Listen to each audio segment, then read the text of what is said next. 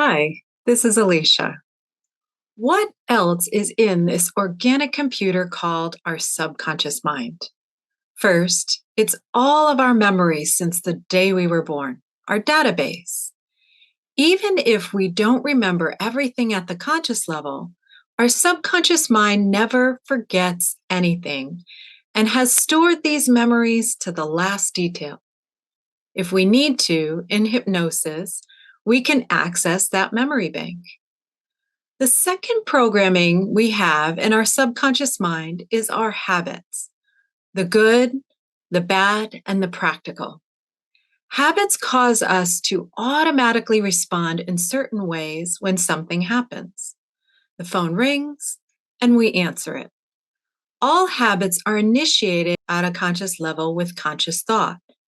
And before we know it, conscious behavior becomes subconscious programming or habit. The next thing in our subconscious mind is emotion. There are no emotions at a conscious level.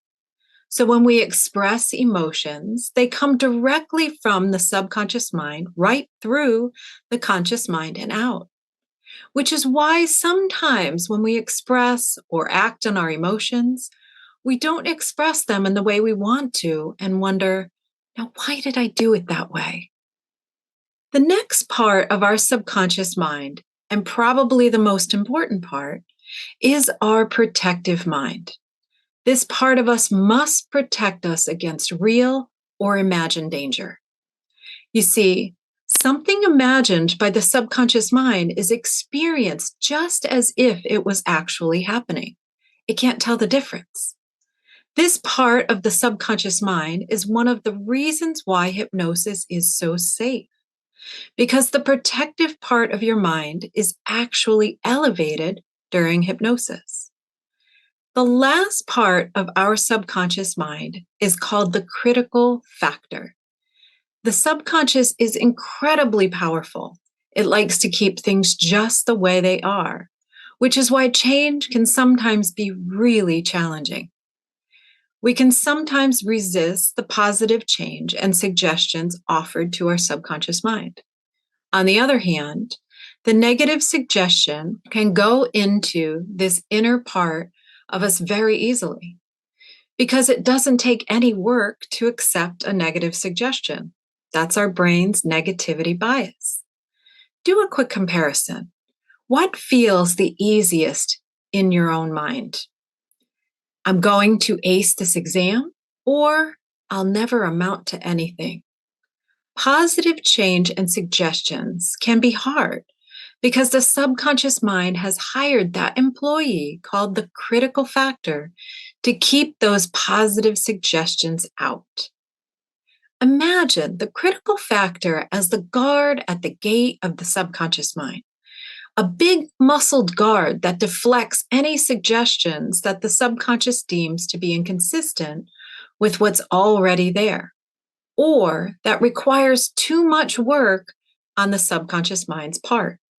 For example, our programming tells us we're not that great or smart or capable, even though we hear positive things from our friends, family, bosses, or even ourselves, because that your great information is contrary to what's already in the programming of your subconscious mind.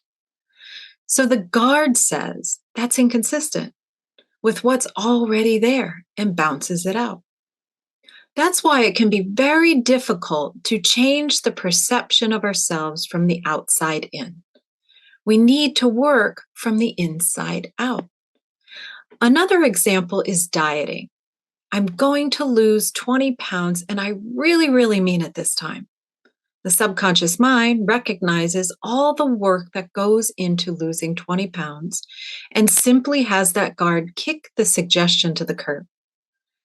That suggestion only has one other place to go, and that's over to willpower. And we all know how strong our willpower can be. Now, this part is the most important part of this whole talk, so listen carefully. And if you remember nothing else I've said, please remember this.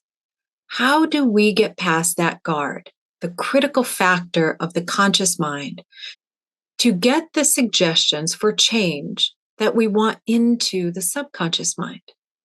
We use hypnosis to bypass that critical factor and change the programming using positive suggestions. It's important that you understand that the conscious mind still plays a role, a very important role, while you're in hypnosis. With the critical factor bypassed, your conscious mind takes over the role of the guard to protect you. So that when you receive a suggestion in hypnosis, it's your conscious mind that decides whether that suggestion is going to be accepted in as new programming and whether or not you're going to be successful at making that change. Now, the great news is our team is skilled at guiding you through these layers of protection. In other words, your conscious mental attitude is the greatest determinant of your success. If you choose to leave that natural skepticism outside the door and enter your session with an open mind and positive attitude, the suggestions you receive during your session will go into your organic computer and change will begin to happen immediately. It's also important that you delete the words hope and try from your vocabulary. I hope it'll change, or I'll try. Hope and try are words of non-commitment. Try gives you an automatic out, and hope puts the responsibility into somebody else's hands. Anytime you've said to yourself, I'm going to do it, and there's no question about it, you did it, and you probably did it really well.